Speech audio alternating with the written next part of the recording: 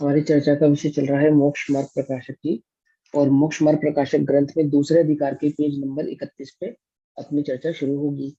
चर्चा का विषय है नित्य निगोध और इतर निगोध। ठीक, नित्य निगोध और इतर निगोध के संबंध में आज चर्चा होगी।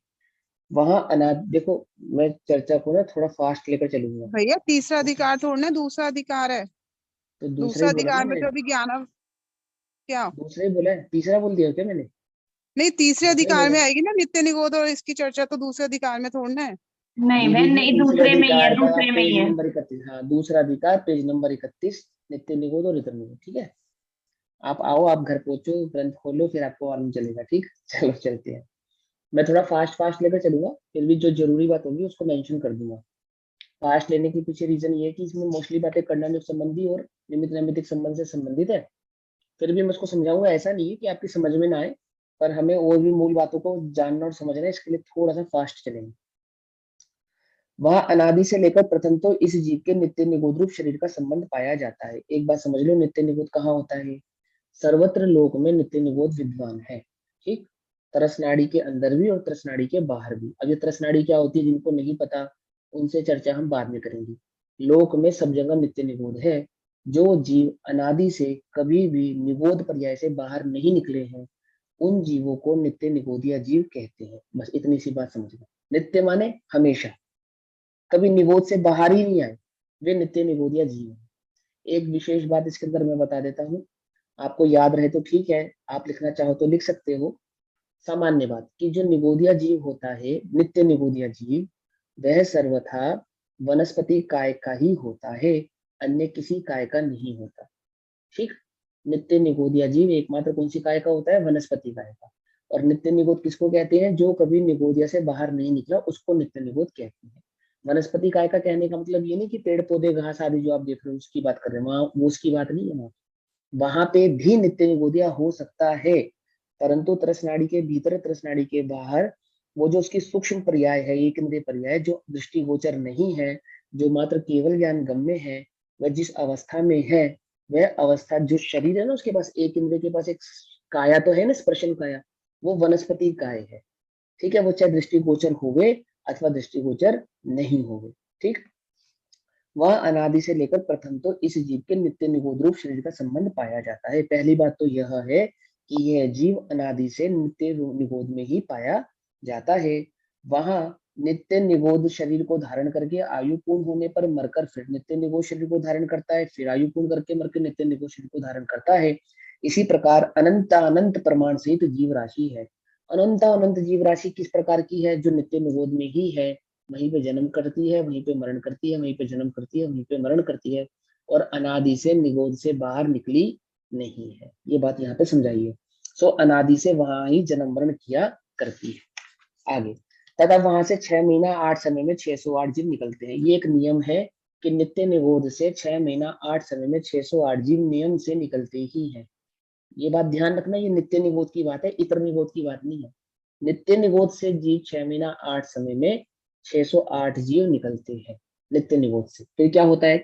वे निकलकर अन्य पर्यायों को धारण करते हैं। अब जो नित्य निगोध से निकलकर अन्य पर्यायों को धारण करते हैं, वो जो एक इंद्रिय पर्याय है, वो एक इंद्रिय पर्याय कौन कौन सी है?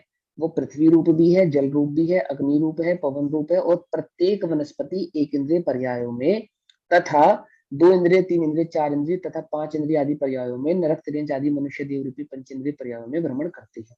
नित्य निगोध से निकले, नित्य निगोध से निकलकर कहाँ गए? एक इंद्रिय पर्याय में गए। इसको भी एक अपेक्षा से निगोदिया कहते हैं, पृथ्वी को, जल को, वायु को भी एक अपेक्षा से निगोदिया कहते हैं। लेकिन ये वो निगोदिया नहीं है, इसको एक इंद्रिय ही नाम मिला है, और निगोद नाम किसको मिला है? जो नित्य निगोद की पर्याय है उसको निगोद नाम मिला है।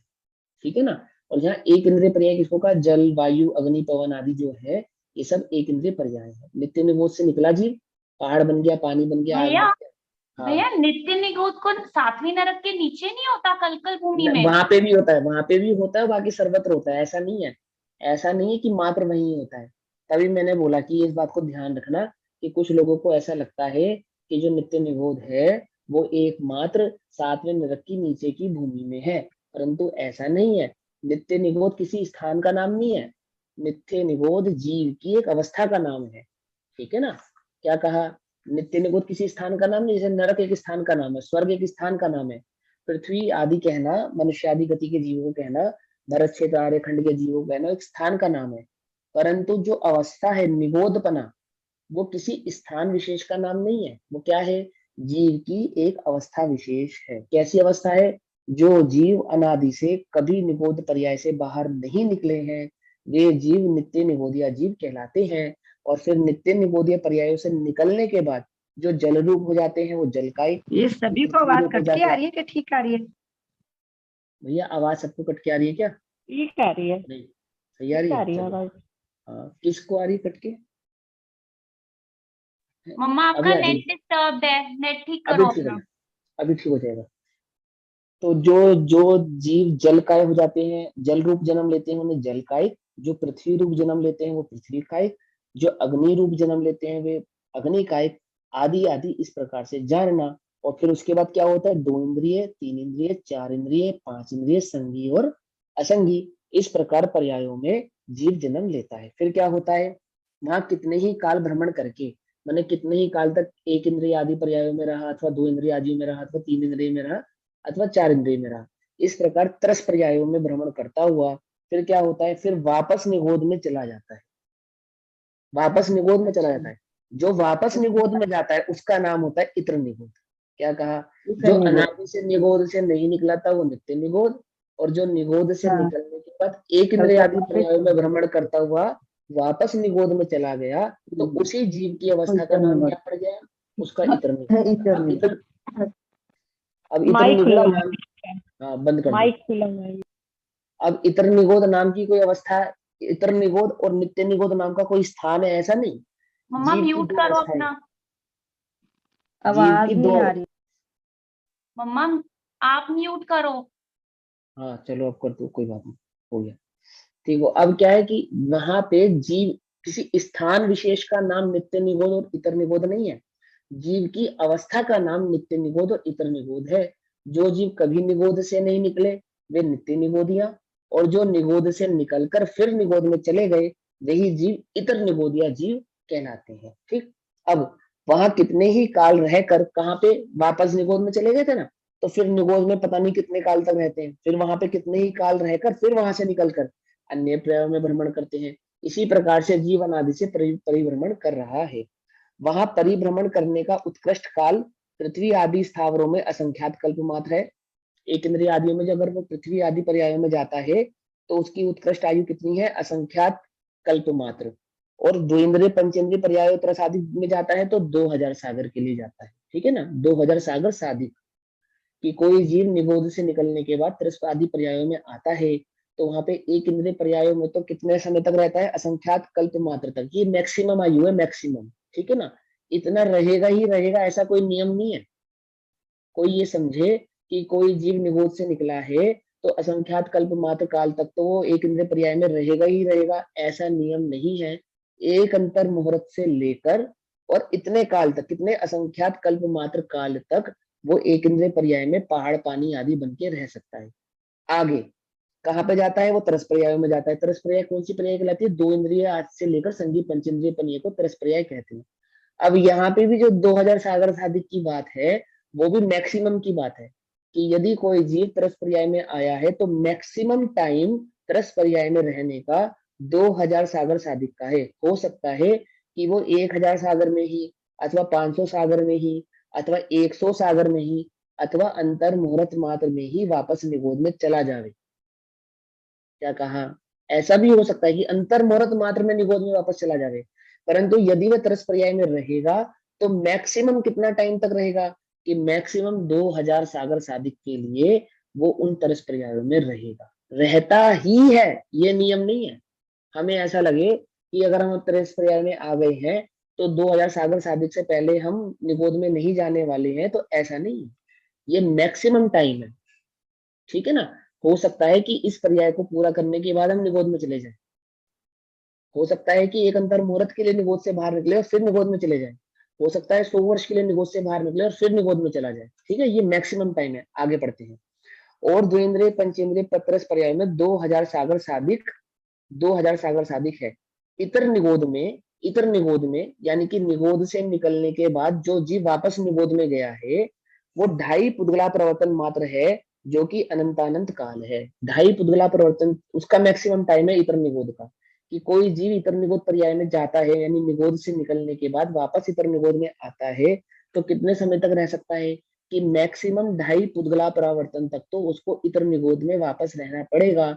उसके बाद वो नियम से त्रस पर्यायों में आएगा, माने एक इंद्रिय आदि पर्यायों में आएगा। ठीक है ना, ये मैक्सिमम टाइम की चर्चा चल रही है, ध्यान रखना यहाँ पे। ऐसा नियम नहीं है कि इतना रहेगा ही रहेगा, ये मैक्सिमम टाइम के आधार से समझा रहे हैं आपको। जैसे हम नॉर्मली पूछे कि एक मनुष्य की औसतन आयु कितनी होती है, तो कहेंगे 70-80 वर्ष होती है। तो सब दुनिया में जितने भी मनुष्य है सब 80 वर्ष तक जीते हैं ऐसा नहीं है। कोई 40 वर्ष में भी चला जाता है, कोई 50 वर्ष में भी चला जाता है, 80 वर्ष में भी चला जाता है। औसतन आयु यानी कि मैक्सिमम आयु उसकी 80 वर्ष है।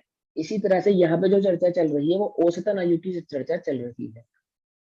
ढाई पुद्गला परावर्तन जो है वो भी अनंत काल, ढाई पुद्गला परावर्तन भी अनंत काल होता है, कोई कहने में ढाई है वो। और इसको इसी ढाई पुद्गला परावर्तन को अर्ध पुद्गला परावर्तन भी कहते हैं। क्या कहा, समझ में आई बात? इसी ढाई पुद्गला परावर्तन को अर्ध पुद्गला परावर्तन भी कहते हैं। ठीक है ना, डोंट वरी, टेंशन ना लो, गर्दन नहीं लाओ। कुछ कहना आपको, बोलो बोलो बोलो।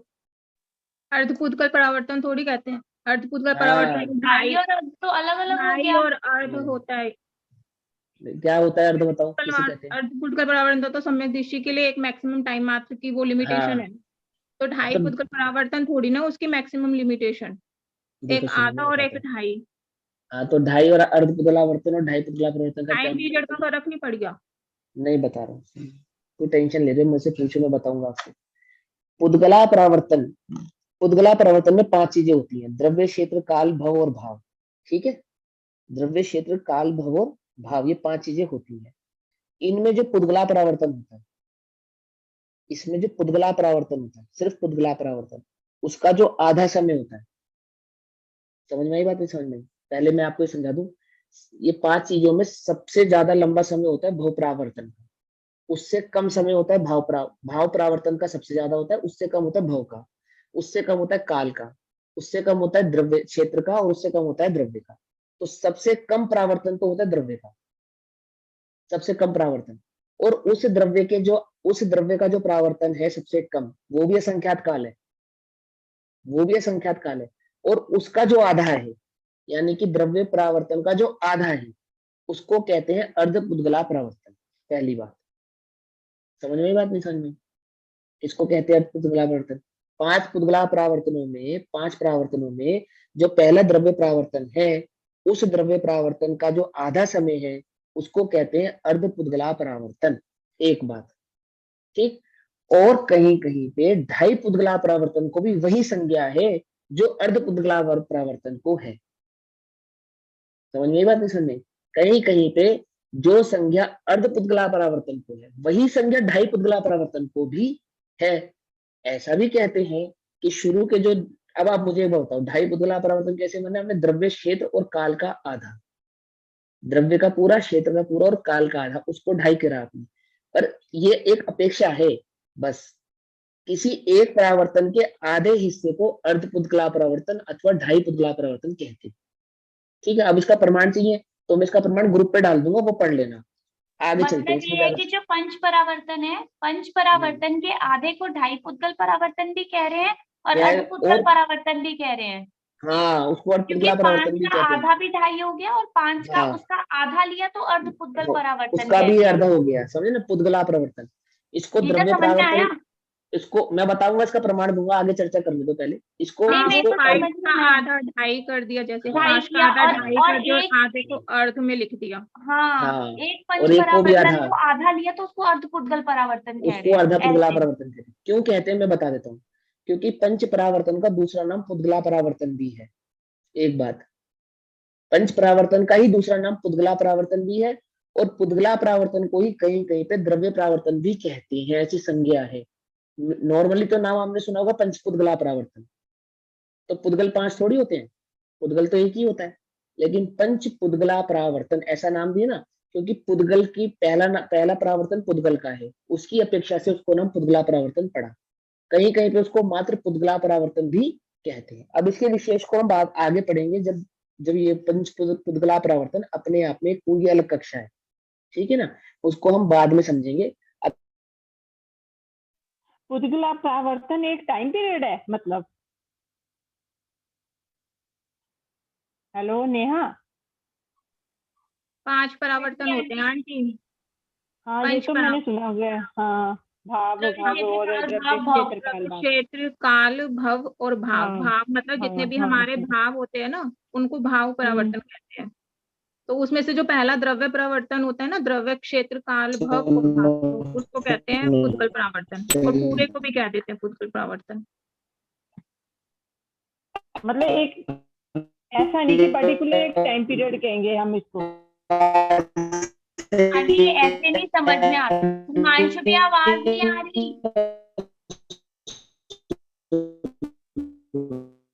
मैसेज लिख दो ग्रुप पे, या तो इसी पे ही चैट है ना।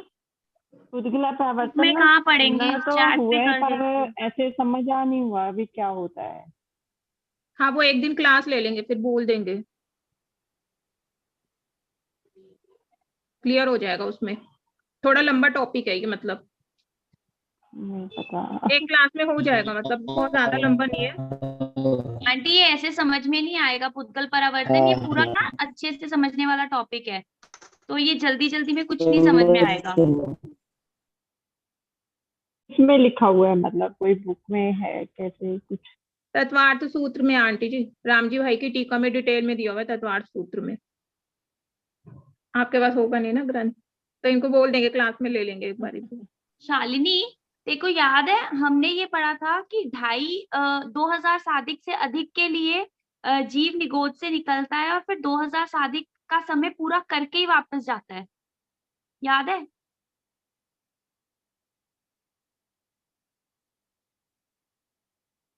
दो 2000 प्लस कुछ सादिक सागर के लिए जीव से निकलता है। हाँ, 1260 निकलता है। प्लस 740 वो स्वर्ग और नरक वो और तो बाकी स्वर्ग के। और नरक नहीं, और कुछ 2000 सादिक सादिक में, से कुछ।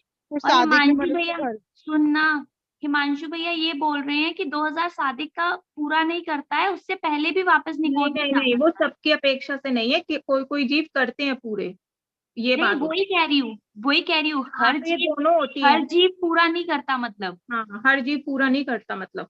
अब जैसे ये ने मनुष्य जितनी भक्ति आयु के बंद जीव होगी तो उसके हिसाब से हो जाएगा। अंतर्मुख जाते मैक्सिमम हैं। की अपेक्षा बता दिया ना। मैक्सिमम की अपेक्षा, जैसे विदेश क्षेत्र में 1 कोटि पूर्व की आयु है, पर सभी जीवों की 1 कोटि पूर्व की आयु नहीं है ना। वो तो मैं समझ गई, मैं यही कह रही हूँ, हाँ, बस ये वही चीज है मैक्सिमम की इसमें भी। अपेक्षा बताया, सब जीव नहीं हाँ, पूरा कर सकते। सब जीव नहीं पूरा कर सकते इसको। और जिसकी जैसी प्रमाण होती है, वो बीच में कोई 1000 भी पूरा कर ले, कोई 200 भी पूरा कर ले, कोई 100 ही वर्ष पूरा करके वापस निकोच चला जाए।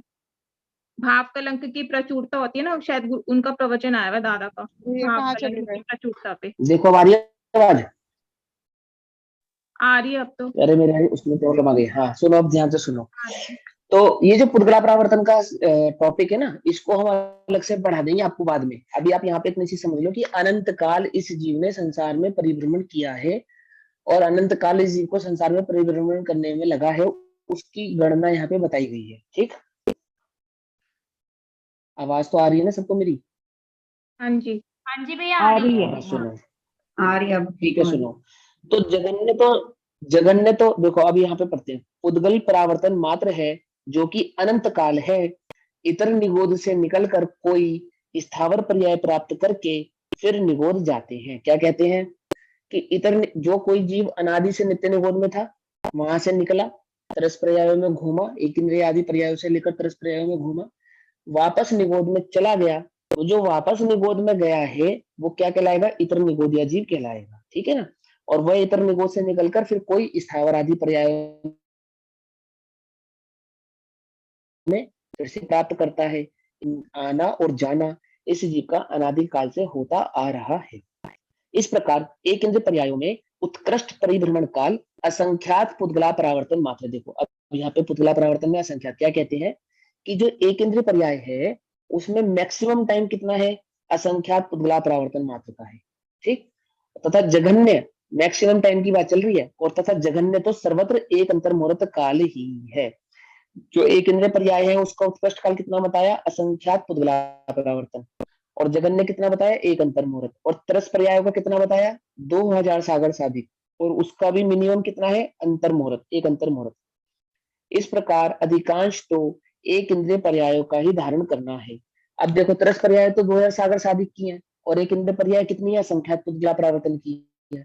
तो मैक्सिमम टाइम इस जीव ने संसार में यदि कहीं गुजारा होगा तो कहाँ टाइम पास किया होगा, कौन सी गति में किया होगा, कौन सी पर्याय में एक किया होगा, इंद्रिय में। एक इंद्रिय में किया होगा। ये बात सिद्ध कर रहे हैं वो, कि इस जीव ने अनादि काल से लेकर आज तक अपना जो मैक्सिमम टाइम लगाया है वो एक इंद्रिय पर्यायों में लगाया है, क्योंकि त्रस पर्याय में रहने का काल तो थोड़ा है। अब क्या होता है, इस प्रकार अधिकांश तो एक इंद्रिय पर्यायों का ही धारण करना है। अन्य पर्यायों की प्राप्ति को काक तालीय न्यायवत जानना। जैसे यहाँ ताली बजाने पर वहां दूर कहीं कौवा उड़ जावे, एक अनहोनी और असंभव सी बात है कि एक ही समय पे दो घटना घटती है। इसी प्रकार से क्या होता है कि किसी किसी जीव को कदाचित एक इंद्रिय पर्याय से कौन सी पर्याय मिल जाती है, तरस पर्याय मिल जाती है, बस इतनी सी बात है। इत्तफाकन, ये कहना चाहते हैं इत्तफाकन। इसके लिए उदाहरण आता है, जिस प्रकार भाड़ में चना भूजता है ना, भाड़ देखा है, देखा है किसी ने भाड़? नहीं देखा, आवाज आ रही है? देखा है। देखा है, सबने देखा है, ये बात दीदी ने देखा है? देखा देखा एक देखा है? चना बाहर निकल जाता उड़ के ना। हाँ, ये वो गड्ढा होता है, बहुत बड़ा गड्ढा होता है, उसके अंदर भट्टी बनाई होती है बहुत। पॉपकॉर्न की तरह, पॉपकॉर्न तो देखे। और हाँ, और उसके अंदर बहुत सारे वो भर देते हैं और वो ऊपर से बंद कर देते हैं उसको, उसको बंद भी कर देते हैं, ऊपर से चना निकल नहीं सकता। वो तो बाय चांस आता है, बाय चांस निकल नहीं सकता, एक चना भी नहीं निकल सकता, वो बाय चांस निकल कर आता है बाहर। उसकी तरह ये जीव बाय चांस कहाँ से निकल कर आता है, निगोद से निकलकर तरस पर्यायों में आता है। ये इस जीव की अनादि की अवस्था है। इस प्रकार इस जीव को अनादि ही से कर्म बंधन रूपी रोग हुआ है। कर्म बंधन को तो कोई रोग ही नहीं जानता, ठीक है ना, अपने को तो लगता ही नहीं कि कर्म बंधन भी कोई रोग है। सर का दर्द तो रोग लगता है, बुखार हो जावे तो रोग लगता है, कैंसर इत्यादि हो जावे तो रोग लगता है, परंतु ये कर्म बंधन ही रोग है, ये लगता नहीं है। और इससे पीछे क्या बताया था, जिन्हें कर्म बंधन नहीं करना हो वो क्या ना करे, कषाय ना करे। कषाय ना ना करे, कषाय ना कषाय करे। ना करे। जिस प्रकार शुगर के मरीज को शुगर ना बढ़े उसके लिए क्या ना करे, मीठा ना खावे, है ना, कुपथ्य सेवन ना करे। इस प्रकार से बीपी के मरीज को क्या कहते हैं, नमक ना खावे। इस प्रकार से जिसको कर्म रूपी रोग से निदान पाना हो, निजात पाना हो, दूर होना हो, वो क्या ना करे, वो कषाय ना करे। कषाय करने से क्या होगा, कर्म बंधन होगा, और कर्म बंधन होगा तो क्या होगा, ये जीव अनादि की के इस परिभ्रमण में, संसार के परिभ्रमण में इसी प्रकार से घूमता रहेगा। आगे अब कहते हैं कि कर्म बंधन रूप रोग के निमित्त से होने वाली जीव की अवस्था। जो कर्म बंधन हुआ ना, उस कर्म बंधन से जीव की किस किस प्रकार की अवस्था होती है, उस अवस्था की चर्चा यहाँ करेंगे। और ये जो चर्चा करेंगे ना, इसमें किसकी प्रधानता से करेंगे, संघी पंचेंद्रीय पर्याय की प्रधानता से करेंगे। बताएंगे तो सभी पर्यायों के विषय में, परंतु प्रधानता संघी पंचेंद्रीय पर्याय की रखेंगे। अभी ध्यान से समझना। ज्ञानावरण दर्शनावनादि कर्मोदजन्य अवस्था, 8 कर्म कैसे बांधते हैं, 8 कर्मों के साथ जीव का क्या संबंध होता है, उन कर्मों की क्या क्या अवस्था होती है, वो पंडित जी ने पहले बताया।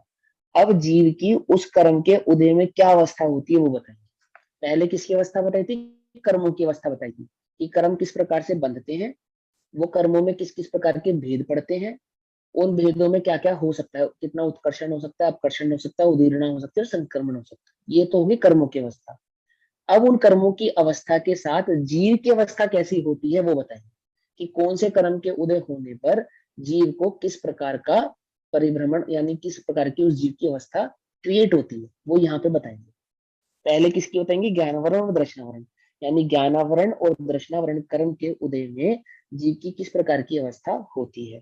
प्रथम तो इस जीव का स्वभाव चैतन्य है। किसका स्वभाव चैतन्य है, मुझ जीव का, मैं जीव हूं, मेरा स्वभाव चैतन्य है, चैतन्य लक्षणम, चैतन्य मेरा लक्षण है।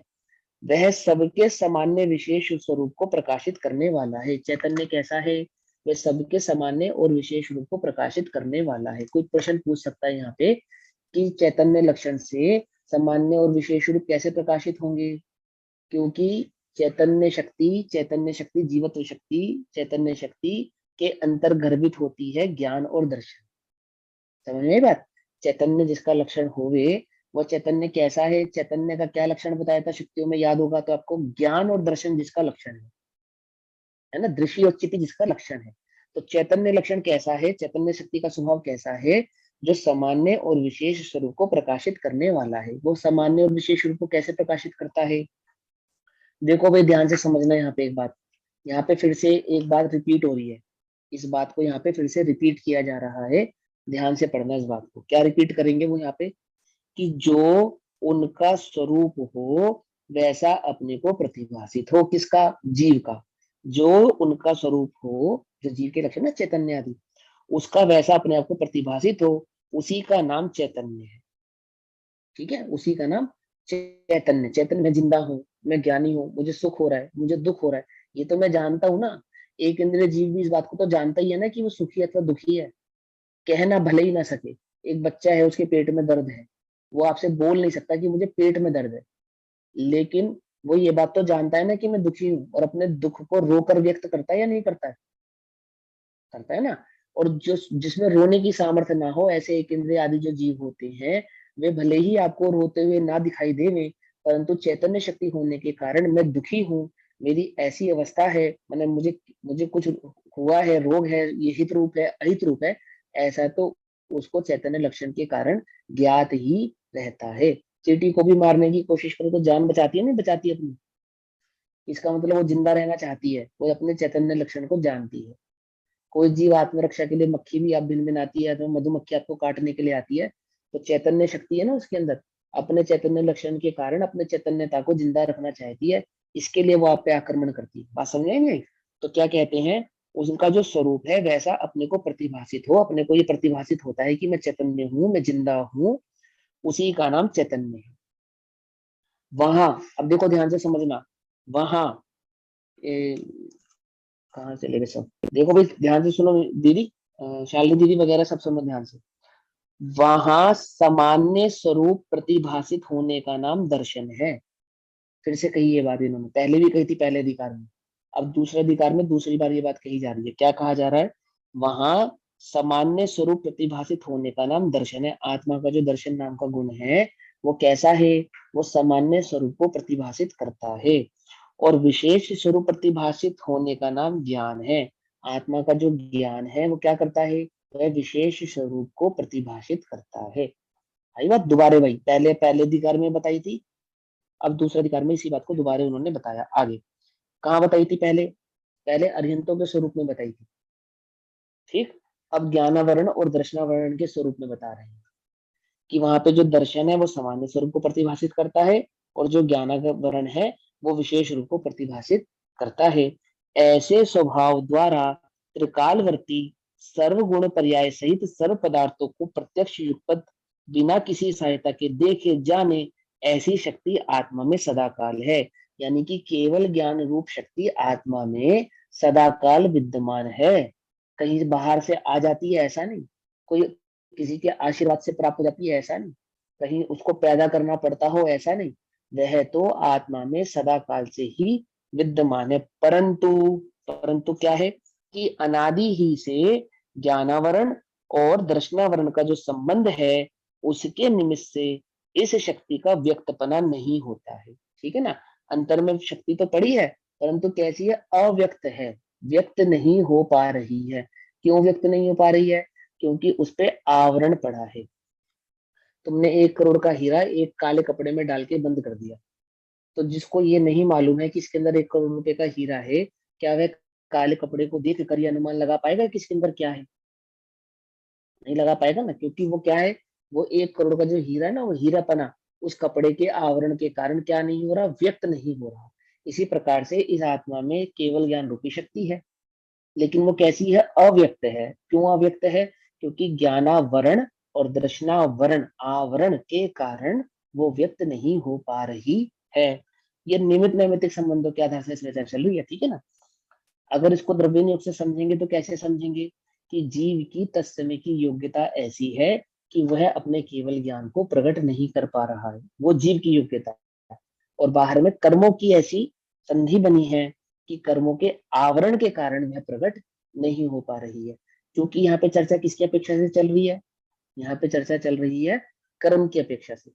ठीक, देखो केला होता है केला, उसकी 2 प्रकार से चर्चा होती है, मालूम है?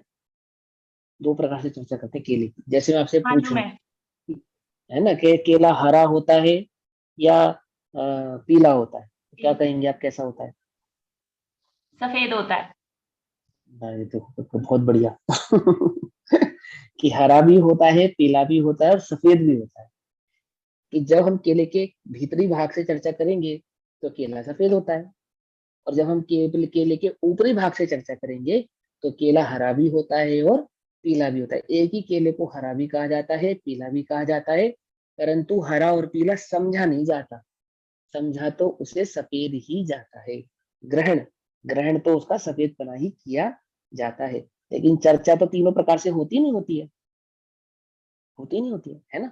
ऐसा तो नहीं ना कि केले का शेक बनाओ और वो पीला बने, वो तो मैंगो शेक बनेगा। क्या कुछ बात समझ में नहीं?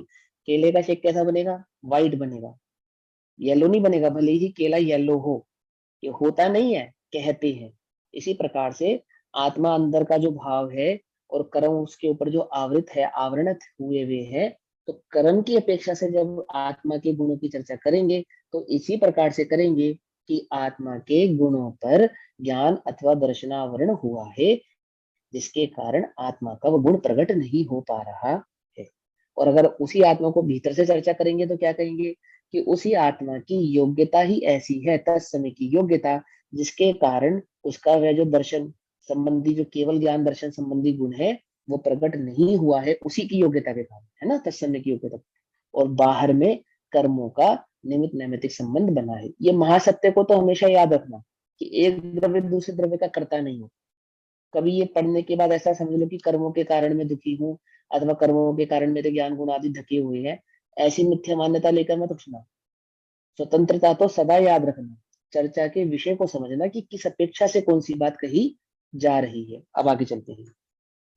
देखो फिर से पढ़ता हूं। परंतु अनादि ही से ज्ञानावरण और दर्शनावरण का संबंध है उसके निमित्त से, किसके? उसके उपादान से। क्या लिखा है? निमित्त से लिखा, उपादान से लिखा है? निमित्त से, है ना।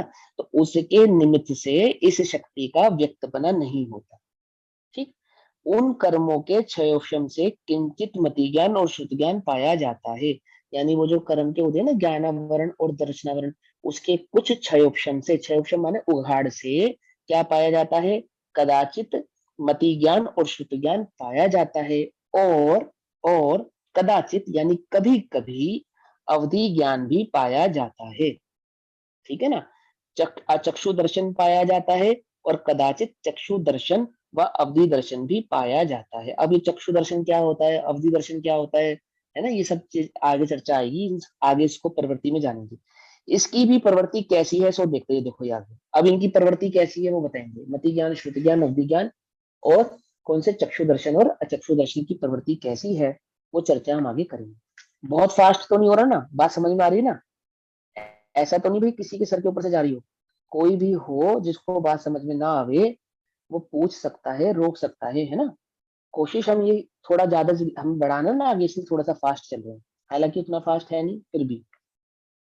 मति ज्ञान की प्राधीन प्रवृत्ति, जो हमारे पास मति ज्ञान है उसकी प्राधीन प्रवृत्ति की चर्चा यहाँ पे करेंगे, किस प्रकार से वो प्राधीन है। ठीक। वहां प्रथम तो मति ज्ञान है। पहला ज्ञान कौन सा माना? मति ज्ञान। दूसरा ज्ञान है श्रुति ज्ञान, मति ज्ञान। वहां शरीर के अंगभूत जो जीव, नासिका, नयन, कान, स्पर्शन वे द्रव्य इंद्रिया हैं, और हृदय स्थान में देखो ध्यान से पढ़ना, 8 पंखुड़ियों के फूले कमल के आकार का द्रव्य मन उसकी सहायता से ये जानता है। विज्ञान मानता है कि हमारे मस्तिष्क के अंदर जो दिमाग है ना, वो उससे हम जानते हैं। और अध्यात्म ये कहता है कि हमारे हृदय स्थान पर एक 8 पंखुड़ियों के कमल के खिले हुए कमल के समान एक मन, द्रव्य मन है, जो हमारे यहाँ हमारे शरीर में मन का कार्य करता है। विज्ञान के हिसाब से मन का काम मस्तिष्क करता है, और अध्यात्म शास्त्रों में किसके हृदय स्थान पे जो द्रव्य मन है वो मन का काम करता है। ये खाली जैन दर्शन में माना गया ऐसा नहीं है। जो 6 दर्शन विश्व में प्रसिद्ध है, 6 दर्शनों में द्रव्य मन की इसी स्थिति को माना गया है। ठीक है ना। अब मुझे यहाँ पे विज्ञान और द्रव्य मन को नहीं पढ़ाना, यहाँ पे बस एक बात को बताना है कि मति ज्ञान किसे कहते हैं। इंद्रियों और मन के माध्यम से जो जाना जावे उसका नाम है मति ज्ञान। क्या कहा? इंद्रिय और मन की अवस्था, माने मन के माध्यम से जो ज्ञान हुआ है वो मति ज्ञान है। छू कर जाना, है ना, सुन कर जाना, देख कर जाना, है ना, सूंघ कर जाना अथवा चख कर, खा कर जाना, वह सब कैसा है? वह सारा का सारा ज्ञान मति ज्ञान है।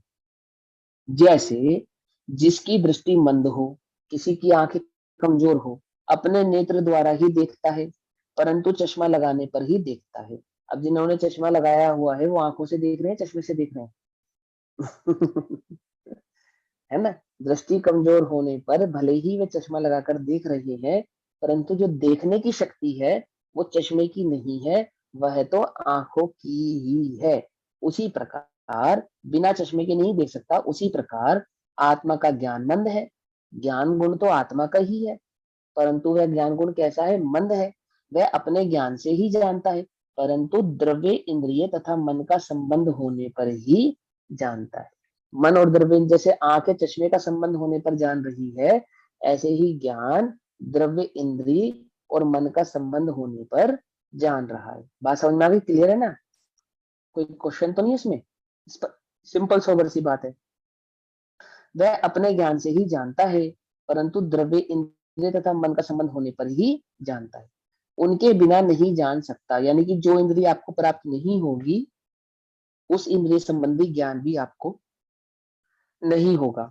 तथा जिस प्रकार नेत्र तो जैसे के तैसे हैं, नेत्र कैसे हैं? वो तो जैसे के तैसे ही है, नेत्र तो नेत्र अपनी जगह पे ही है, परंतु चश्मे में कुछ दोष हुआ हो तो नहीं देख सकता। चश्मा टूट जावे, चश्मा गंदा हो जावे, चश्मे में किसी प्रकार का कोई विकार हो जावे, तो क्या होता है कि चश्मे से देखने वाला व्यक्ति यदि चश्मे में किसी प्रकार का विकार होता है तो चश्मे के माध्यम से भी देख सकता नहीं है। उसी प्रकार नेत्र तो जैसे के तैसे हैं, है ना? चश्मा तो थोड़ा दिखता है, औरों का और दिखता है, परंतु अपना क्षेत्र तो जैसा का तैसा ही है। दीदी सुबह अपनी चर्चा चल रही थी ना कि चोट लगती है तो कैसे ज्ञान होता है। शरीर में क्या होता है? शरीर का और आत्मा के परमाणु का निमित्त नैमित्तिक संबंध, प्रदेशों का निमित्त नैमित्तिक संबंध, वही यहाँ समझा रहे हैं कि क्या होता है कि जैसे चश्मे में दोष होने पर आंखें नहीं देख पाती, इसी प्रकार द्रव्य इंद्रिय में किसी प्रकार का कोई दोष हो जावे तो वो जो ज्ञान है ना, ज्ञान आत्मा का ज्ञान जो इंद्रिय के माध्यम से जान रहा था, उसके जानने में भी किसी प्रकार की कोई रुकावट आ जाती है। कैसे आती? देखो, और का और दिखता है, उसी प्रकार अपना क्षेत्र तो जैसा का तैसा है, परंतु द्रव्य इंद्रिय तथा मन के परमाणु अन्यथा परिणमित हुए हो तो ज्ञान नहीं सकता, अथवा थोड़ा जानता है। किसी का दिमाग खराब हो गया मान के चलो, है ना, ठंड लगने से, भूखा रहने से, गर्मी लगने से, अथवा आंख फूट गई, आंख में कोई चोट लग गई, कोई तकलीफ हो गई शरीर के अंदर, तो शरीर के जिस अंग में जो तकलीफ आई है उस अंग से जो ज्ञान होना चाहिए उस संबंधी ज्ञान कैसा है? घट जाता है। क्यों घट जाता है? आत्मा में कोई शक्ति घट रही है ऐसा नहीं है, परंतु उन दोनों के बीच में जो निमित्त नैमित्तिक संबंध था उसके कारण वो जो मीडियम बना था ना, बॉडी मीडियम बनी थी, वो मीडियम टूट जाने के कारण ज्ञान हो पा रहा नहीं है। जैसा द्रव्य इंद्रिय तथा मन के परमाणु अन्यथा परिणमित हुए हो तो जान नहीं सकता, अथवा थोड़ा जानता है, अथवा और का और जानता है। ठीक है ना? कुछ का कुछ जानता है, क्योंकि क्योंकि द्रव्य इंद्रिय तथा मन रूप परमाणुओं के परिणमन को और मति ज्ञान को निमित्त नैमित्तिक संबंध है। क्या कहा? पकड़ में ही बात नहीं पड़ रही? दोनों में कैसा संबंध है? निमित्त नैमित्तिक। जैसे आंख और चश्मे के बीच में निमित्त नैमित्तिक संबंध है, इसी प्रकार ज्ञान और इंद्रियों के बीच में निमित्त नैमित्तिक संबंध है। ठीक, मूलतः तो उसी समय ज्ञान की योग्यता ऐसी होती है और इंद्रियों में इसी प्रकार का संयोग होता है। मूल बात तो यही है। ठीक, लेकिन निमित्त नैमित्तिक संबंधों में कैसे समझाएंगे कि जैसे आंख के माध्यम से, चश्मे के माध्यम से आंख जानती है, उसी प्रकार आंख के माध्यम से ज्ञान जानता है, अथवा इंद्रियों के माध्यम से ज्ञान जानता है, क्योंकि द्रव्य इंद्रिय तथा मन रूप परमाणुओं के परिणमन को और मति ज्ञान को निमित्त नैमित्तिक संबंध है। इसलिए उनके परिणमन के अनुसार ज्ञान का परिणमन होता है। किसके परिणमन के अनुसार? द्रव्य इंद्रिय के परिणमन के अनुसार ज्ञान का परिणमन होता है। अब उसका उदाहरण देते हैं। जैसे मनुष्य आदि को बाल वृद्ध अवस्था में द्रव्य इंद्रिय तथा मन शिथिल हो, तब जानपना भी शिथिल हो जाता है ना? उम्र बढ़ती है तो याददाश्त घटती है ना। तथा शीत वायु आदि के निमित्त से स्पर्शन आदि इंद्रियों के और मन के परमाणु अन्यथा हो, तब जानना नहीं होता। जैसे बहुत ठंडा हो जाता है हाथ तो एहसास होना बंद हो जाता है ना, सुन्न पड़ जाता है बहुत ठंडा हो जाने के कारण। इसी प्रकार से बॉडी सुन्न हो जाती है। अथवा थोड़ा जानना होता है, अथवा थोड़ा जानना होता है, या तो बहुत बिल्कुल जानना बन जाता है, या फिर कैसा होता है, थोड़ा जानना होता है। क्यों है ऐसा? निमित्त नैमित्तिक संबंध है। अब कोई ये समझ ले कि इंद्रिय से ही आत्मा जानता है, तो ऐसा नहीं है। इंद्रिय से आत्मा नहीं जानता, आत्मा अपनी योग्यता से जानता है। बाहर में इंद्रियों का निमित्त होता है। क्या होता है कि यहाँ पे आत्मा की इसी प्रकार की योग्यता होती है, और बाहर में इंद्रियों का इसी प्रकार का संयोग होता है, और उस संयोग की अपेक्षा से आत्मा ने ऐसा जाना, ऐसा कहने में आता है। इसको निमित्त नैमित्तिक संबंध कहते हैं। आगे, तथा इस ज्ञान को, किस ज्ञान को? ये जो मेरे पास ज्ञान गुण है ना, जो मुझे ज्ञान है, इस ज्ञान को और बाह्य द्रव्य को भी निमित्त नैमित्तिक संबंध पाया जाता है। ठीक है ना? मैं गैर चैतन्य रूपी भगवान आत्मा हूँ, मेरे मेरे ज्ञान दर्शन आदि गुण है मुझको, और ये जो बॉडी मुझे मिली है, शरीर, मनुष्य पर्याय में मनुष्य शरीर मिला, तो इस शरीर के संबंध में क्या है मेरे साथ? निमित्त नैमित्तिक संबंध बना हमारे बीच में पाया जाता है। किसके बीच में? मेरे और शरीर के बीच में। ठीक है ना? मेरे और इस शरीर के बीच में कैसा संबंध है? निमित्त नैमित्तिक संबंध है। अब उसका उदाहरण देते हैं। जैसे नेत्र इंद्रिय को अंधकार के परमाणु अथवा फूला आदि के परमाणु या पाषाण आदि के परमाणु आड़े आ जाए तो देख नहीं सकती। क्या आंखों के आगे कोई बड़ी वस्तु आ जावे तो उसके पार नहीं देख सकती? आंख में कोई किंकरी गिर जावे तो आंख नहीं देख सकती, है ना? अथवा आंख में किसी प्रकार का कोई रोग हो जावे तो आंख से जो देखना होता है वह हो सकता नहीं है। तो क्या होता है?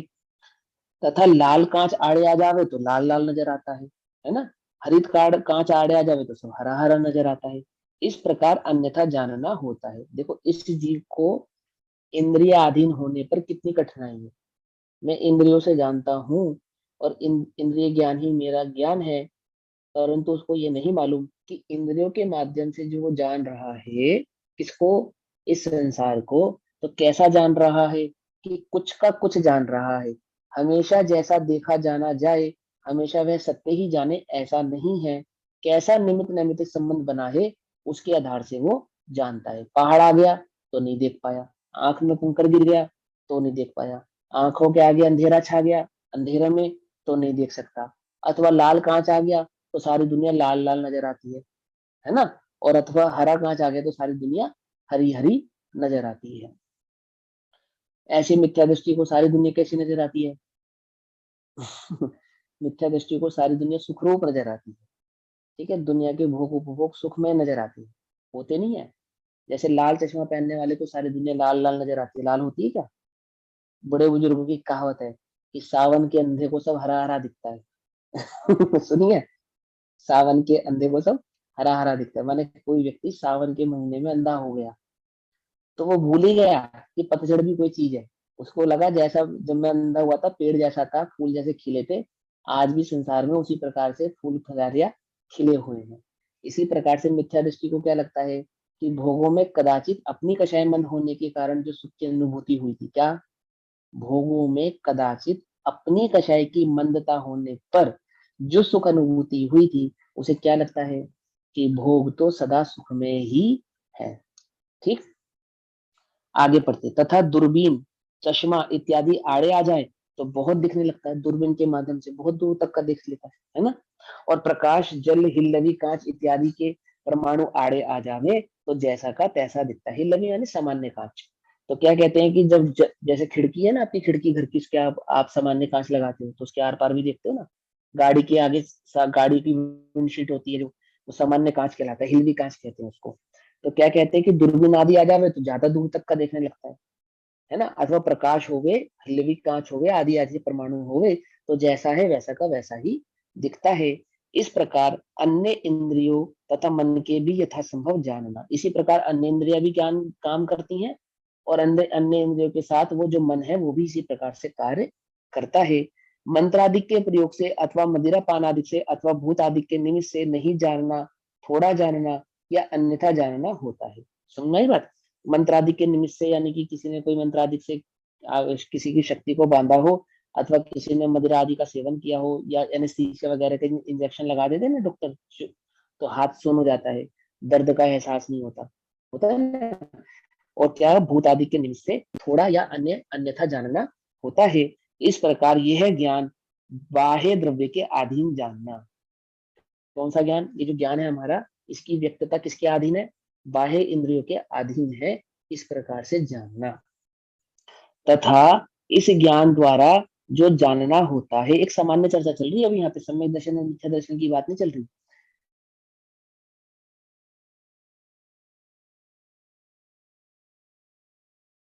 ज्ञान किस प्रकार से काम करता है, इस बात को यहाँ पे सामान्य सुना, क्योंकि उन्होंने पहले ही अधिकार में क्या संकल्प किया है कि जिन लोगों को बहुत विशेष बात समझ में नहीं आ रही है, उनको साधारणता से बात समझ में आवे, उस अपेक्षा से हम यहाँ पे इस चर्चा को करेंगे।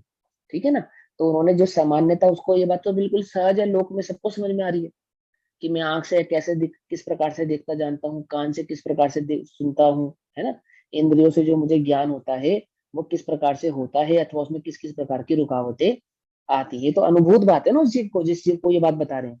इसमें तो कोई क्वेश्चन इफ और बट की बात ही नहीं। ऐसा ही होता है कि हमारी आंखों के सामने कोई बड़ी बात आ जाए, बड़ी चीज आ जाती है, हम नहीं देख पाते, अथवा आंखें कमजोर होती है तो चश्मे से देख पाते हैं, अथवा दूरबीन लग जाती है तो दूर का देख पाते हैं, अथवा हरा नीला काले कांच से हरा नीला नजर आता है। तो सामान्य सी बात है कि हम ऐसे ही जानते देखते हैं। फिर क्या होता है कि ज्ञान द्वारा जो जानना होता है, किसके द्वारा? ज्ञान के द्वारा। आत्मा का जो ज्ञान बोला ना मेरा, उसके द्वारा जो जानना होता है वह कैसा है? वह अस्पष्ट जानना होता है। स्पष्ट जानना होता है ऐसा नहीं, अस्पष्ट जानना होता है। दूर से कैसा ही जानता है, समीप से कैसा ही जानता है। कोई चीज पास से तो कैसी नजर आती है, दूर से कैसी नजर आती है। देखा, दूर से रेल की पटरियां दूर जाती है तो आपस में मिल जाती है ना? मिल जाती है, नहीं मिल जाती? बोलो, मिल जाती है या नहीं मिल जाती? दो पैरेलल लाइन आपस में मिल सकती है? गड़बड़ हिला दी सबने, हाँ मिल जाती है। रेल की पटरियां तो पैरेलल लाइन होती है ना, हाँ, फिर दो पैरेलल लाइन होती है, वो मिलती थोड़ी है। लेकिन दूर से देखो तो ऐसा नजर आता है कि मिल गई। आसमान में प्लेन कितना नजर आता है? छोटा सा नजर आता है ना? छोटा होता है या बड़ा होता है? समझ ये बात? तो आंखें तो देख रही है छोटा सा, है ना? तो कैसा अन्यथा स्पष्ट तो जानना नहीं होता, आंखें तो छोटा ही देख रही है, दो पैरेलल लाइन मिलती हुई नजर आ रही है। ट्रेन में बैठे तो पेड़ दौड़ते हुए नजर आते हैं, दौड़ते ना पेड़, हम तो शांति से बैठे होते हैं एकदम, और पेड़ दौड़ रहे होते हैं। क्यों? ऐसे ही होता है। तो ऐसा जानती है। तो कैसे कह रहे हैं कि वो ज्ञान जो होता है वो स्पष्ट जानता है, दूर से कैसा ही जानता है, समीप से कैसा ही जानता है, तत्काल कैसा ही जानता है, और जानने में बहुत देर हो जाए तब कैसा ही जानता है। एक सामान्य सी बात है, सामान्यता ऐसा ही होता है ना। किसी को संशय सहित जानता है, क्या है या नहीं है ना? कई बार ऐसा होता है, दूर से देखने पे वो बात कुछ और लगती है और पास से कुछ और होती है। मिराज कहते हैं जिसको, मिराज। जब चिलचिलाती धूप होती है ना, मई जून का महीना होता है, तो सड़क पे ऐसा लगता है कि सामने सड़क गीली है, लेकिन जब नजदीक जाते हैं तो क्या होता है, सड़क सूखी ही होती है, गीली नहीं होती, है ना? देखा कहीं, ये तो सबने अनुभूत किया होगा। हाईवे पे ऐसा कई बार होता है कि दूर से देखने पे ऐसा लगता है कि वो सड़क पे पानी पड़ा है, पर पास जाकर मालूम चलता है कि वहां पे कोई पानी नहीं है। ऐसा मिराज होता है उसको। तो क्या होता है कि किसी चीज को तो संशय सहित जानता है, किसी को दूर से कुछ जानता है, पास से कुछ जानता है, किसी को अन्यथा जानता है, किसी को किंचित जानता है, किंचित माने थोड़ा जानता है, इत्यादि रूप से निर्मल जानना नहीं हो सकता। इस इंद्रियों से जो ज्ञान इस जीव को होता है वो कैसा है कि वो स्पष्ट ज्ञान नहीं है, निर्मल ज्ञान नहीं है, कोई ना कोई त्रुटि, कुछ ना कुछ दोष, कोई ना कोई आधीनता उसमें बनी ही रहती है। आगे, इस प्रकार यह मति ज्ञान पराधीनता सहित इंद्रिय मन द्वार से प्रवर्तता है। क्या कह रहे हैं? इस प्रकार ये जो ज्ञान को मति ज्ञान संज्ञा मिली है ना, ये मति ज्ञान कैसा है? ये पराधीन है और इंद्रियों और मन के द्वारा प्रवर्तता है। उन इंद्रियों द्वारा तो जितने क्षेत्र का विषय हो, उतने क्षेत्र में जो वर्तमान स्थूल अपने जानने योग्य पुद्गल स्कंध हो, उन्हीं को जानता है। क्या कहा? मनुष्य पर्याय में जो योग्यता मिली है उसकी योग्यता के अनुसार जानता है। त्रिंच पर्याय में जो योग्यता मिली है उस योग्यता के अनुसार जानता है। अथवा जिस वो पर्याय में है, उस पर्याय में जानने की जो योग्यता उस जीव को प्राप्त है, उस योग्यता के आधार से ही वह उस बात को जानता है। ठीक है ना? जैसे आपको पता है ये मोबाइल है, चींटी को तो नहीं पता ये मोबाइल है, मधुमक्खी को तो नहीं पता ये मोबाइल है, या अन्य अन्य किसी जीव को तो नहीं पता ये मोबाइल है ना? और कुछ दो प्रकार के मनुष्य भी होते हैं। ऐसे भी मनुष्य हैं जो ट्राइब्स हैं, और क्या नाम है जंगलों में रहते हैं, उन्हें कितनी सारी बातों के बारे में नहीं मालूम कि ये चीज क्या है, ठीक है ना। और आपको मालूम है क्या है, तो कुछ बात जानते हैं कुछ नहीं जानते। तो जिस जीव की जैसी योग्यता होती है, एक तो पर्यायगत योग्यता, दूसरी स्थानगत योग्यता, उस योग्यता के अनुसार ही जानता है। आपकी दूर तक देखने की क्षमता कितनी है, सामान्यतः सबकी एक बराबर ही होती है ना, कि इतनी दूर तक का ही देख सकता है, उससे अधिक दूर का नहीं देख सकता, है ना। इसी प्रकार से इतने मेगा हर्ट्ज की आवाज को सुन सकते हैं, इससे अधिक मेगा हर्ट्ज की आवाज या उससे कम मेगा हर्ट्ज की आवाज को नहीं सुन सकते।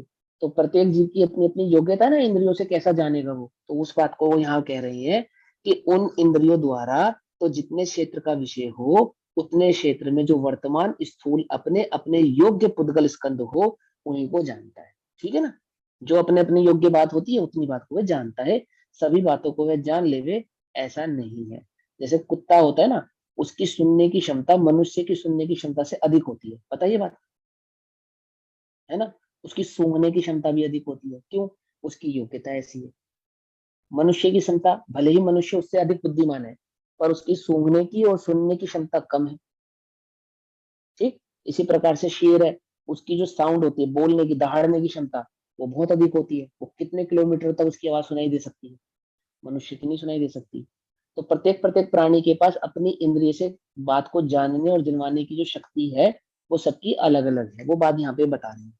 उनमें भी अलग अलग इंद्रियों द्वारा अलग अलग काल में किसी स्कंद में स्पर्शन आदि का जानना होता है, तथा मन द्वारा अपने जानने योग्य किंचित मात्र त्रिकाल संबंधी दूर क्षेत्रवर्ती अथवा समीप क्षेत्रवर्ती रूपी अरूपी द्रव्यों और पर्यायों को अत्यंत अस्पष्ट रूप से जानता है, ठीक है ना। समझ में आई बात या नहीं समझ में आई? देखो क्या कह रहे हो यहाँ पे, कि वो जो उनमें भी जो अलग अलग इंद्रिय हैं वो अलग अलग ज्ञान को जानती है। जैसे स्पर्शन इंद्रिय संबंधी ज्ञान को जानेगी, आंख आंख संबंधी ज्ञान को जानेगी, कान कान संबंधी बात को ही जानेंगे। और जो मन है, मन का कैसा है कि वो मन रूपी अरूपी दोनों पदार्थों को जानता है, पर वो भी सीमितता से अपने अनुसार ही जानता है, उसकी भी एक योग्यता है। जैसे आपको आपके आपके आपको खबर मिली कि अमेरिका में आपके भाई बंधु के यहाँ पे लड़का पैदा हुआ है, तो अभी आपने उसको देखा नहीं, सिर्फ सुना आपने, तो माइंड में एक इमेज बन जाती नहीं, बन जाती है कि बच्चा है तो कैसा होगा, क्योंकि आपने अनुमान से जाना, क्योंकि आपने बच्चों को और भी बच्चों को देखा, तो अनुमान अनुमान से जानता है मन। इसी प्रकार से मन क्या करता है कि कई प्रकार के अनुमानों से ज्ञान को जानता है, कुछ बातों को प्रत्यक्ष रूप से जानता है, कुछ बातों को परोक्ष रूप से जानता है, कुछ रूपी बातों को भी जानता है और कुछ अरूपी बातों को भी जानता है। तो कहते हैं क्षेत्रवर्ती समीपवर्ती रूपी अरूपी द्रव्य और पर्यायों को अत्यंत अस्पष्ट रूप से जानता है। स्पष्ट रूप से नहीं, कैसा, अस्पष्ट रूप से जानता है। तो भी इंद्रियों द्वारा जिसका ज्ञान हुआ हो अथवा जिसका अनुमानादि किया हो, उसी को जान सकता है। आगे बात, मन किसको जान सकता है, या तो इंद्रियों द्वारा जिसको जाना हो अथवा जिसका अनुमान कर सके, उसी को बात को वह जानता है। कितनी बातें तो ऐसी हैं जिसका अनुमान भी नहीं कर सकता, जिसको उसने देखा भी नहीं है तो भी जानता है। जैसे भूत, भूत देखा तुमने से किसी ने आज तक दुनिया में देखा किसी ने भूत? है कोई ऐसा दुनिया में जो ये दावा कर सके कि मैंने भूत को देखा है? पर सारी दुनिया डरती है भूत से। समझे नहीं समझे? डरती नहीं डरती? आएगा जो सो भी इंद्रिया द्वारा जिसका ज्ञान हो अथवा जिसका अनुमान आदि किया हो, उसी को जान सकता है, ठीक। तथा कदाचित अपनी कल्पना ही से, देखो ये आगे लाइन, कदाचित अपनी कल्पना ही से क्या करता है, असत को जानता है। असत को जानता मतलब जो नहीं है, जो नहीं है। जैसे यूएफओ, पर ग्रह परजीवी, तो विज्ञान क्या सिद्ध करने पे लगा है कि मंगल ग्रह पे भी जीव रहते हैं, अन्य अन्य जगह पे, और वो इस प्रकार से दिखते होंगे। कैसी फोटो बनाते हैं उनकी, बड़ी बड़ी आंखें, छोटा सा मुंह, बिना कान के लंबा सा एकदम शरीर बना देते हैं। वो सब बनाते नहीं बनाते कि ये परजीवी है, ये यूएफओ के है, ये अन्य ग्रह के प्राणी, ऐसा ऐसा। तो क्या कहते हैं कि कदाचित अपनी कल्पना ही से असत को जानता है, ठीक है। जल परियां देखी किसी ने? विज्ञान सिद्ध करने में लगा है जल परियां होती है नहीं होती। बिगफुट पता क्या होता है? एक मनुष्य जैसा दिखने वाला जानवर जो आधा मनुष्य है और आधा जानवर है, बिगफुट नाम है घोड़े उसका। का होता है उसके आगे की बहुत। हाँ, यूनिकॉर्न है, बहुत सारी ऐसी बहुत सारी बातें। तो कल्पना से ही असत को जानता है। जैसे स्वप्न में अथवा जागते हुए, तो जो कदाचित नहीं पाए जाते ऐसे आकार आदि का चिंतन करता है ना। सपन में ऐसी कितनी सारी चीजें नजर आती है जो रियलिटी में नजर नहीं आती, रियलिटी में कभी देखी भी नहीं है, कभी रूबरू भी नहीं हुए, फिर भी आप सपन में उनको देख लेते हो। और जैसे नहीं है वैसा मानता है, जैसा नहीं है वैसा अपनी कल्पना से ही मान लेता है। वो मेरा बुरा करना चाहता है, वो मेरा मुझे दुखी करना चाहता है, वो मेरे बारे में ऐसा सोच रहा है, वो ऐसा, मैंने सपने में ऐसा देखा, इसका ये मतलब होगा, ऐसा ऐसा, अन्यथा खूब बहुत सारी बातों को इस प्रकार से जानता है। इस प्रकार मन द्वारा जानना होता है, सो यह इंद्रियों व मन द्वारा जो ज्ञान होता है उसका नाम है मति ज्ञान। समझ में आई बात? इंद्रियों के द्वारा और मन के द्वारा जो ज्ञान होता है वह मति ज्ञान है। एक बात, वह मति ज्ञान कैसा है? इंद्रियाधीन है, इंद्रियाधीन होने पर भी कैसा है? अत्यंत अस्पष्ट है, ठीक है ना, और कुछ का कुछ जानने वाला है, सर्वथा सही ही जाने ऐसा नहीं है, परम आधीन है। पकड़ में आई बात? पकड़ में आई? आवाज चली गई क्या मेरी? आ रही है, आवाज आ रही है। आगे ना, हाँ समझ में आई बात? कैसे बताया उन्होंने? आधीन है, आधीन है। कैसा आधीन है? एक तो स्पष्ट नहीं जानता, मन और इंद्रियों से जाना जाए वो मति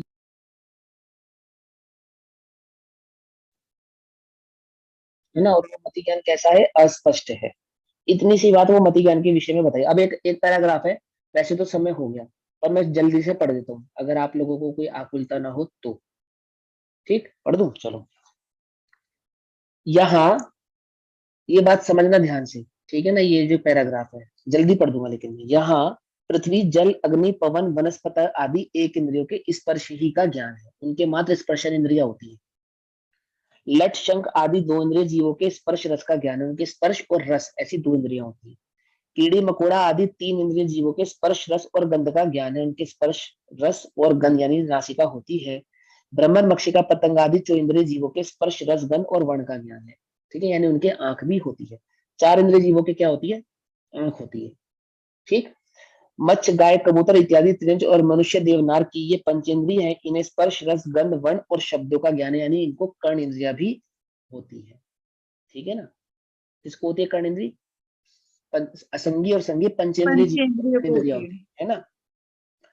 त्रियंचों में कोई संगी है, कोई असंगी है। वहां संघियों के मन जनित ज्ञान है, असंघियों के नहीं है, तथा मनुष्य, देव, नार की संगी ही है, उन सबके मन जनित ज्ञान पाया जाता है। इस प्रकार मति ज्ञान की प्रवृत्ति जानना। ठीक है, यहाँ पे ये बात कह रही है कि मन किसके पाया जाता है? कि संगी जीवों के मन पाया जाता है, असंगी जीवों के मन नहीं पाया जाता। जैसे हम बोलते हैं मति ज्ञान में अग्रह या वाय धारणा होता है, धारणा में जब होती है वस्तु तो शुद्ध ज्ञान हो जाता है। हाँ, तो शुद्ध की भी आगे चर्चा करेंगे। नहीं, शुद्ध ज्ञान में धारणा होती है, तो यहाँ पर लिखा द्रव्य इंद्रिय और मन से जानता है, तो मतलब हाँ। द्रव्य इंद्रिय और मन से जानता है, तो मतलब एक तरीके से सामान्य अवलोकन हुआ द्रव्य इंद्रिय और मन से कि कुछ ना ना वस्तु ना ना, फिर नहीं क्या नहीं, वो चीज ऐसा है। नहीं। देखो, वो तो उन्होंने पहले ही बता दिया ना, आपने पढ़ा सुना नहीं होगा शायद। उन्होंने ज्ञानावरण और दर्शनावरण कर्मोदयजन्य अवस्था का जो पहला पैराग्राफ है उसको आप पढ़ना, उसमें आपके प्रश्न का उत्तर है। ठीक, उसमें उन्होंने पहले ही बता दिया कि वहां पे जो दर्शन है वो सामान्य अवलोकन है, और वहां पे जो ज्ञान है वो विशेष अवलोकन वाला है, और इन दोनों के ऊपर ज्ञानावरण और ठीक है, दर्शनावरण का पहले आवरण है। तो ठीक है, पहले दर्शन होगा फिर मति ज्ञान फिर हाँ शुद्ध ज्ञान। हाँ हाँ, ठीक है ना। दर्शन के बाद मति ज्ञान होगा, शुद्ध ज्ञान होगा। मति ज्ञान होगा। देखो, एक बात समझो ध्यान से, सभी जीवों के मति शुद्ध ज्ञान होता है, सभी जीवों के मन नहीं होता है। इस बात को पूरा करके बात को पूरा समाप्त करेंगे। क्या कह रहे हैं सुनो ध्यान से। यहाँ पे सभी जीवों के मति शुद्ध ज्ञान होता है, एक इंद्रिय से लेकर संज्ञा पंचेंद्रिय पर्याय तक जितने भी जीव हैं सभी के पास मति शुद्ध ज्ञान है। जो ज्ञान है वो मति शुद्ध रूप ही है। ठीक, भले ही श्रुत ज्ञान को संज्ञा विशेष संज्ञा है तो भी उनके श्रुत ज्ञान है। कैसे है? उनके मन नहीं है, असंगी जीवों के पास मन नहीं है, परंतु मति श्रुत ज्ञान है, क्योंकि ज्ञान उपयोग और दर्शनोपयोग ये जीव का लक्षण है। ज्ञान उपयोग और दर्शनोपयोग क्या है? वो जीव का लक्षण है, और जीव अपने लक्षण से कभी जुदा होता नहीं है, कभी अलग होता नहीं है। तो वहां पे जो जीव को जानने और समझने की शक्ति है वो मति ज्ञान और श्रुत ज्ञान तो उसमें अपेक्षा नाम है। वो ज्ञानोपयोग और दर्शनोपयोग जो उस जीव के पास अपना लक्षण है उससे उसमें वो सामर्थ्य है कि वो उसको बात को जानता है। अच्छा जानता है, बुरा जानता है, हितकर मानता है, अहितकर मानता है, कह सके, बता सके, व्यक्त कर सके, उस व्यक्तता के लिए उसको इंद्रियों की आवश्यकता पड़ती है। कुछ बात समझ में नहीं आ रही है? अब जैसे सुन नहीं सकता तो कर्ण इंद्रिय वाले सुन नहीं सकता, लेकिन इसका मतलब ये नहीं कि उसको ज्ञान नहीं है। और यदि वो ज्ञान होगा तो मतिश्रुत रूप ही होगा। ज्ञानोपयोग और दर्शनोपयोग तो है ना उसके पास। एक इंद्रिय जीव को जन्म मरण का दुख होता है, तो बिना ज्ञान के दुख हो जाएगा? ज्ञान ना हो और दुख हो जाए? बिना मन के दुख हो सकता है? क्या कहा? बिना मन के दुख हो सकता है। और ये बात क्यों बताई जा रही है? कि कोई ऐसा समझे कि मन नहीं है तो उसको क्या लगता होगा कि मन से नहीं जानता। मन तो अन्य इंद्रियों की तरह एक इंद्रिय है जिससे एक एक्स्ट्रा बात को और जाने। जैसे आंख से देख सकता है, कान से सुन सकता है, ऐसे मन के द्वारा अनुमान कर सकता है। अनुभव भी कर सकता है मन। अनुमान कर सकता है, अनुभव कर सकता है, अनुमान कर सकता है, ठीक है ना।